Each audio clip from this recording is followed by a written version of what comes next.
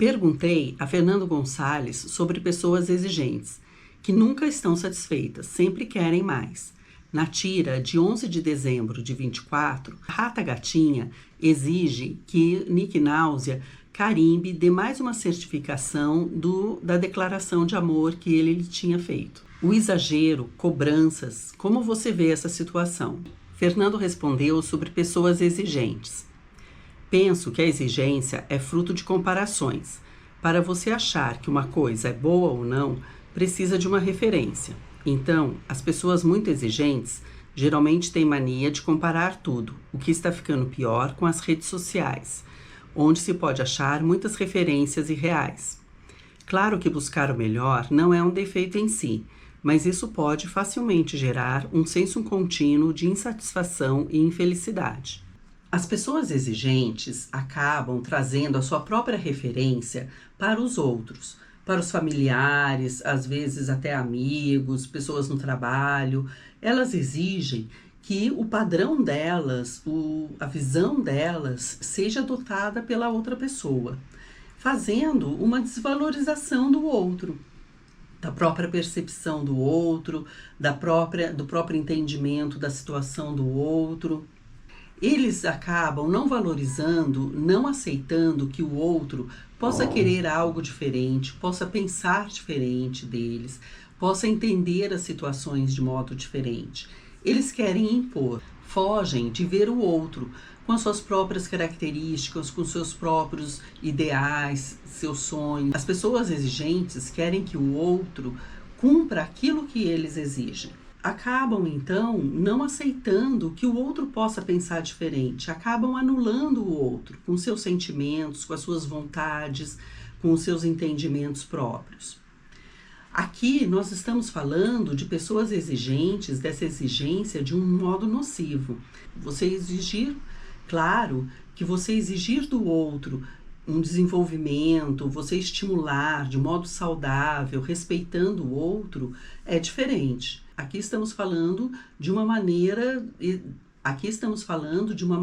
nociva dessa exigência. Eles não valorizam, não reconhecem o esforço, a dedicação, não aceitam que o outro possa querer algo diferente. Fernando fala de uma insatisfação chegando a uma tristeza, porque o outro não se sente reconhecido, não se sente valorizado. E isso mexe com a autoestima, com a autoimagem da pessoa, né? Muitas vezes, desde criança ou adolescente, né, os pais, muito exigentes, acabam abafando, né, a própria personalidade, os próprios interesses, os próprios desejos das pessoas, dos filhos, né? Isso também acaba podendo acontecer dentro, né, de relacionamentos afetivos, ou até entre amigos, ou no trabalho, né? Então a gente tem que estar atento como é essa relação com essas pessoas, né? Como é que a gente acaba se portando também diante dessas situações? Já em adulto, há uma capacidade emocional maior, onde a pessoa pode, né, realmente até se defender, né, se colocar, se posicionar, né, tendo que enfrentar muitas vezes essas pessoas, essas relações nocivas. Com essas pessoas exigentes, há padrões a serem atingidos e muitas vezes, ao atingir esses padrões, a pessoa exigente já traz outro padrão novamente a ser atingido. O seu esforço não é visto, o esforço, o seu desenvolvimento, o que você é capaz de fazer não é valorizado, não é reconhecido.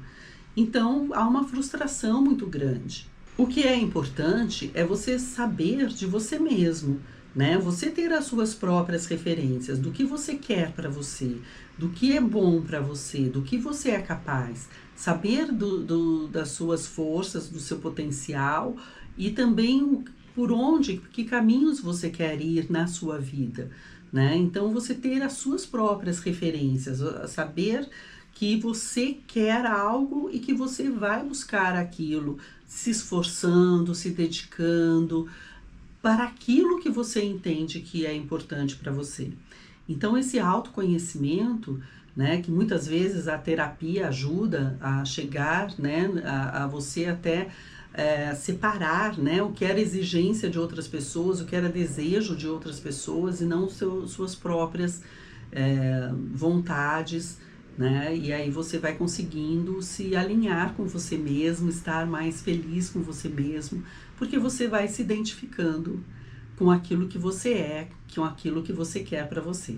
Eu tenho recebido em meu consultório, principalmente depois da pandemia, muitas pessoas com a queixa de procrastinação. Os dinossauros que decidem não evoluir e o outro personagem que decide tirar o dia para procrastinar. E ele respondeu sobre procrastinação. Às vezes, as pessoas pensam que estão procrastinando, mas na verdade colocaram uma meta impossível de atingir. Outras vezes, pode ser que nem queiram fazer aquilo a que se propuseram. Não conheço muito do assunto, mas parece que a mente não gosta de receber ordens, e a cobrança constante de fazer alguma tarefa pode ter efeito contrário, gerando um tipo de, entre aspas, revolta interna. Penso que a mente funciona melhor com estímulos ao invés de ordens, e às vezes os estímulos não estão diretamente relacionados com a tarefa a ser cumprida. Na procrastinação, temos que entender o que está acontecendo ali. Qual é a importância de você fazer aquela tarefa que foi solicitada, ou que você mesmo sabe que tem que executar e está tendo dificuldades para fazê-la? Qual é a necessidade daquilo para você? Isso é importante olhar para que a gente entenda o que está levando a gente a fazer ou não. Fazer a tarefa, muitas vezes, também vai repercutir em outras pessoas que estão ao nosso redor, que também vão sofrer com a espera daquilo ser executado ou não. E como a gente também percebe isso, né? Temos esse entendimento de que podemos nós mesmos sofrer com a demora daquela tarefa ou não, ou no que impacta aquela execução para outras pessoas. Então, essa visão do todo é importante para que a gente entenda o nosso movimento em relação a essas questões, ao que a gente tem que fazer, as nossas obrigações. Tem a ver com essa responsabilidade, com a maturidade do fazer, do executar, né? De entendermos que temos obrigações, temos deveres a cumprir, porque aquilo vai trazer até um benefício também para nós.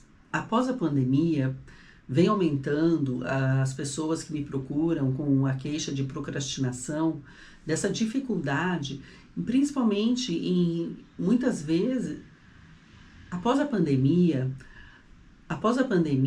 veio aumentando essa queixa de procrastinação, muitas vezes relacionada com a dificuldade em se organizar em relação ao home office, porque passamos a trabalhar em casa e era o lugar onde a gente descansava, era o lugar pós-trabalho. E agora as pessoas acabam misturando, tendo dificuldade em se organizar em relação a estar em casa, a ter realmente essa questão de se responsabilizar, de executar as tarefas ou de administrar essa junção de trabalho e descanso. E muitas vezes, já desde a hora do café da manhã, a pessoa já tinha ligado o computador, já tinha respondido algumas coisas e voltava para tomar café e levava o café ali do lado do computador para ir tomando. Então acaba misturando e não conseguindo se organizar e acaba estressando com tudo isso e tendo dificuldades em manter um padrão para que aquilo funcione de modo saudável.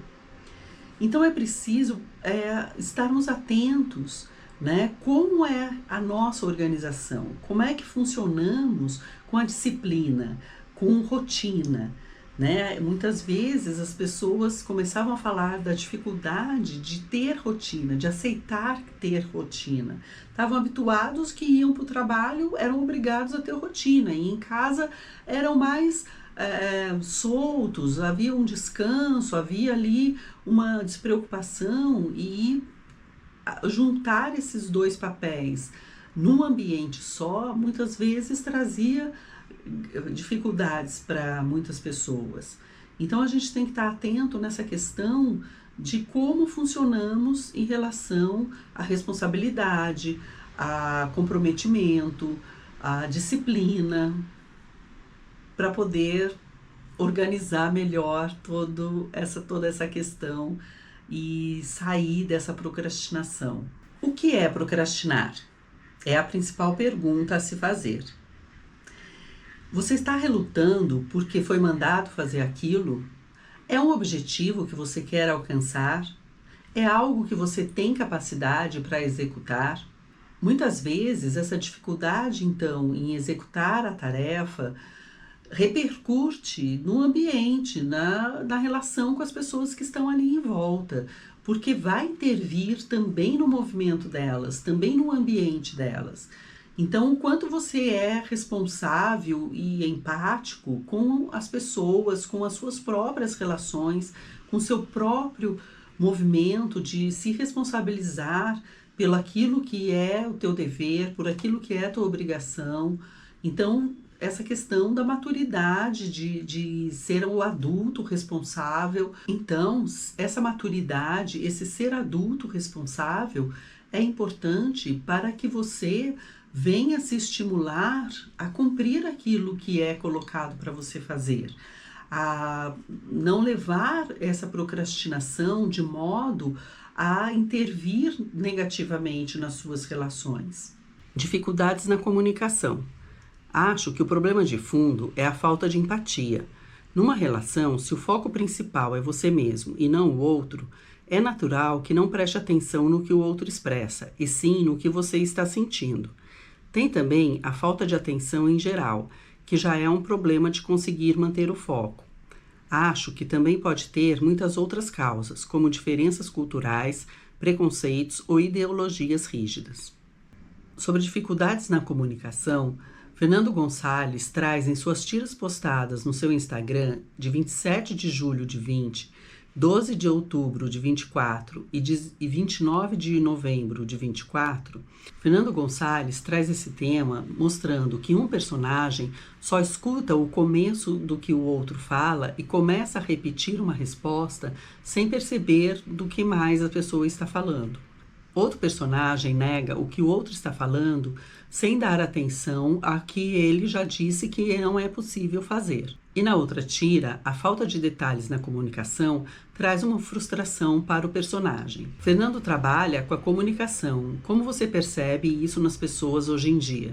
As dificuldades na comunicação aparecem nos relacionamentos em vários setores, familiares, com os cônjuges, com os filhos, no trabalho, com amigos até. Como que você percebe essa sua comunicação? Como que você sente a sua expressão? Escrita, verbal, você consegue transmitir adequadamente aquilo que você sente, aquilo que você pensa, aquilo que você quer dizer? Como que você também recebe a comunicação do outro? Quando é difícil, quando é algo que não queremos ouvir. Fernando fala de a empatia, né? Do como recebemos esse outro. O foco está onde? Está em nossos sentimentos ou está em ouvir o outro, em perceber o outro, em aceitar o outro? Muitas vezes é algo difícil de escutar, é algo que não queremos escutar, é alguma verdade que é difícil de encarar. Então, muitas vezes bloqueamos, né? Colocamos ali um desvio desse foco com outros pensamentos, ou já negamos a visão do outro, a posição do outro, dificultando a comunicação, dificultando escutar o outro, dificultando aceitar, dificultando lidar com as dores que vêm daquela fala do outro. Quem é o outro que está vindo falar com você? Ele tem algo a dizer, ele quer ser ouvido, ele quer expressar o que ele pensa, o que ele sente. É difícil aceitar o que ele diz? Então, muitas vezes, os sentimentos também interferem na comunicação. Como têm sido essas relações para você? Com a família, com os amigos, no trabalho? Como são essas relações para você? Você consegue aceitar o que o outro lhe diz? Consegue ouvir? Consegue lidar com as dificuldades próprias internas? Vamos pensar que para uma boa comunicação também as emoções estão ali presentes e interferem positiva ou negativamente de alguma forma. Sobre a falta de empatia, o egoísmo, as pessoas hoje em dia estão muito voltadas para si mesmas, passando às vezes de um limite saudável. Em suas tiras de 13 e 22 de novembro de 24, o personagem se vangloria não prestando atenção na dor dos outros e dinossauros que vão ser extintos. A fada madrinha, podendo ajudar uma pessoa, prefere se beneficiar. Sobre a falta de empatia, Fernando Gonçalves respondeu: o egoísmo é uma tendência natural, mas o altruísmo também é. A vida em sociedade exige algum aprendizado para a direção da empatia, para criar comportamentos que permitam a vida em grupo. Acho que não somos totalmente egoístas nem totalmente altruístas quando nascemos. É preciso um ajuste entre esses dois polos, e isso está condicionado a inúmeros fatores, tanto externos e internos. No geral, penso que ter um comportamento empático em relação aos outros leva a uma sensação interna melhor. Então, ser altruísta pode ser um pouco egoísta também. Ha, ha, ha. Fernando fala que não nascemos nem altruístas nem egoístas. Isso vai se formando com a vida, com a nossa educação, com a nossa socialização, com as questões que vão surgindo na nossa vida, com a nossa própria personalidade. Fernando fala que o altruísmo traz uma sensação melhor.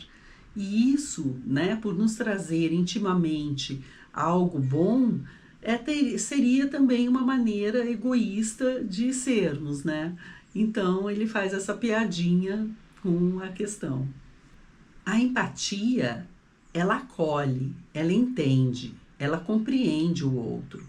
Ela percebe que há ali, muitas vezes, um sofrimento do outro, uma dor. E ela se põe no lugar do outro. Diferente do egoísmo que pensa em si mesmo, que não vê o outro como ele é, com suas dores, com seus sofrimentos, com seus entendimentos diferentes, porque é uma pessoa diferente dela. Quem são as pessoas na sua vida que são empáticas com você? Quem te compreende? Quem te aceita como você é? Quem te acolhe em teu sofrimento? Que percebe esse sofrimento e te abraça, te recebe com essas dores. E você é empático? Com quem você entende que deveria ser mais empático na vida? Que deveria entender que tem um pensamento, uma visão diferente de você? Você consegue perceber o outro com suas próprias características, mesmo que sejam difíceis de aceitar, mas entender que ele possa ter um pensamento, uma vivência diferente da sua e ter ali, na mesma situação, um movimento, um sentimento diferente do seu? Sobre intimidação, na tira postada em 25 de novembro de 24, o Coelho da Páscoa não aceita que o outro personagem não goste de ovo crocante. Pessoas intimidadoras ameaçam quando a situação foge do que elas esperam. Fernando disse sobre intimidação. Aí já é uma questão de força, demonstração de poder. Claro que a gente pode ver muita intimidação que também é um blefe, mas é uma intimidação de qualquer forma. Também a intimidação aparece com mais frequência em grupos, onde pessoas naturalmente pacíficas acabam tendo esse comportamento buscando a aprovação do grupo que pertence. As pessoas intimidadoras querem se sobrepor ao outro.